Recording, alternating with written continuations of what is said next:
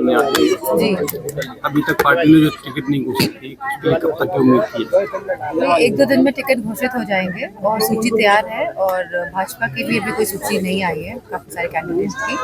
मैं समझती हूँ 1-2 दिन में समाजवादी पार्टी की सूची आ जाएगी। ममता बनर्जी की हालत बिगड़ी हुई है, कई तरीके के लोग उन पर टिप्पणी कर रहे हैं, क्या कहेंगे इसको? कई तरीके की बयानबाजी हो रही है, लोगों की अलग अलग प्रतिक्रियाएं आ रही हैं। नहीं, वो जल्दी से जल्दी स्वस्थ हो जाए, उनके सर पे चोट आई है एंड वो घर अपने जा चुकी है, स्टिचेस लगे हैं शायद माथे पे एंड अपने घर जा चुकी हैं। आप देखेंगे कि वो 2-4 दिन में एकदम आपको कमेंट आ रहे हैं, नजर आएंगे। कमेंट आ रहा है ये चुनावी स्टंट है। जो खुद स्टंट मारते हैं वो हमेशा दूसरों को इसी निगाह से देखते हैं। मैम सीए को लेकर क्या कहती है आप? समझिए चुनाव का माहौल है और जनता के पास हम लोगों को समझाने के और बताने के बहुत सारे मुद्दे हैं, चाहे वो महंगाई का मुद्दा हो, चाहे वो किसानों का मुद्दा हो, एमएसपी का मुद्दा हो, चाहे वो युवाओं की रोजगार का मुद्दा हो, चाहे वो महिलाओं की सुरक्षा का मुद्दा हो।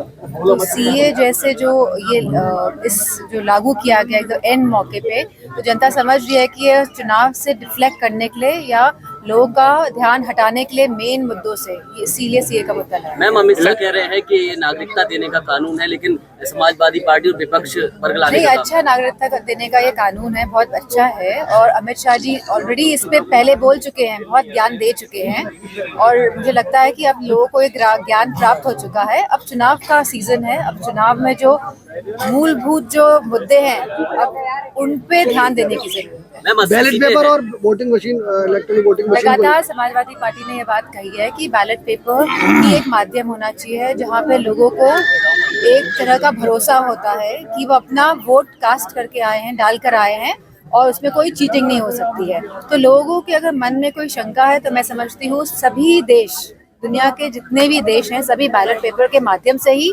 चुनाव करते हैं, चाहे वो अंडर डेवलप्ड कंट्रीज हो, चाहे वो पाकिस्तान हो, चाहे वो बांग्लादेश हो, चाहे वो चाइना, सब बैलेट पेपर के माध्यम से ही चुनाव हो रहे हैं। तो खाली भारत ही एक ऐसा देश क्यों बचे जहाँ पे अभी भी ईवीएम का प्रयोग हो रहा है। जब लोगों के मन में मंशाएं हैं तो मैं समझती हूँ सरकार को और सभी मशीनरीज को इस मंशाओं को दूर करके बैलेट पेपर से चुनाव। आरबीआई ने इलेक्ट्रल बॉन्ड को में से 6 से 7 सीटें इंडिया गठबंधन को दिखाई जा रही है, आपको क्या लग रहा है कितनी जो सीटें मिल रही सर्वेज जो ज्यादातर होते हैं बीजेपी स्पॉन्सर्ड सर्वेज ही होते हैं।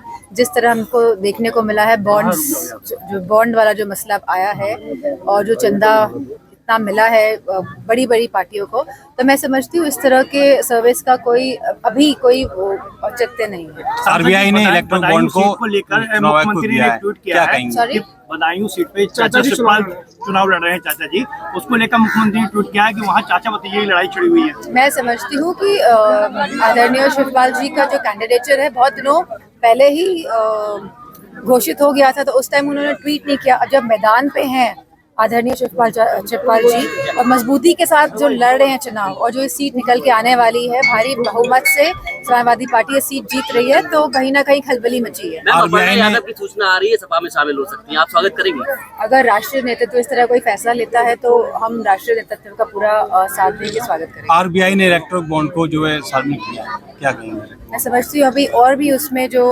चीजें रह गई हैं, जो उसका जो आइडेंटिटी कोड जो होता है, तो वो संख्या जो होती है वो अभी नहीं आई है। मंडे को कोर्ट ने कहा है कि इसकी भी सूची एसबीआई दे। सीतारमण कह रही हैं कि इलेक्टोरल बॉन्ड पहले से बेहतर है। वो तो अपने पक्ष को सही साबित करने की पूरी कोशिश करेंगी। आपको क्या लगता है? मैं समझती हूँ एकदम क्लैरिटी आ जाएगी जब इलेक्टोरल बॉन्ड्स के जब ये आइडेंटिफिकेशन वाले जो ये नंबर्स आ जाएंगे कि किसने किसको चंदा दिया, चुनाव से पहले कितना चंदा मिला, तो ये अच्छी बात है। इस तरह की क्लैरिटी, ट्रांसपेरेंसी होनी चाहिए एक सिस्टम में। हमले में लोकसभा चुनाव में अगर भाजपा केशव प्रसाद मौर्य को चुनाव में उतारती है, समाजवादी पार्टी किस तरह की फाइट दे पाएगी, क्या लगता है? मैं समझती हूँ समाजवादी पार्टी मैनपुरी में बहुत स्ट्रांग रही है और हमेशा रहेगी, क्योंकि समाजवादी का जो बेसिक जो हमेशा से समर्पित रही है मैनपुरी सीट के प्रति और हमेशा से विकास के काम को ही हमेशा आगे लेके गई है और जो सही है समाजवादी पार्टी हमेशा उन्हीं के साथ खड़ी दिखाई दी है। तो मैं समझती हूँ कि समाजवादी पार्टी मैनपुरी में बहुत मजबूती के साथ चुनाव लड़ने जा रही है।